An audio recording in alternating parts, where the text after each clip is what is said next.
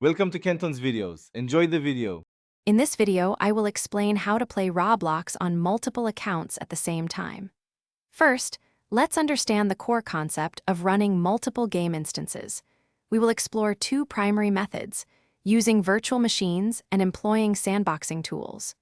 These techniques allow you to log into different accounts simultaneously, enhancing your gameplay experience. We will also cover important considerations to ensure smooth operation and adherence to platform guidelines.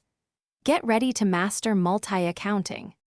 Virtual machines offer a robust solution by creating completely isolated operating system environments. You can install software like VirtualBox or VMware, then set up a new virtual machine for each Roblox account. This ensures each game client runs independently, preventing any data conflicts. Remember to allocate enough system resources, such as at least 4 GB of RAM per virtual machine, for optimal performance across all your active accounts. Sandboxing tools, like Sandboxy Plus, provide another excellent way to run multiple Roblox accounts. These applications create isolated environments for each game instance, meaning one Roblox client won't interfere with another. It's a lighter alternative to virtual machines, but still requires a capable computer. You can easily launch several sandboxed Roblox clients, each logged into a unique account, without needing full operating system installations.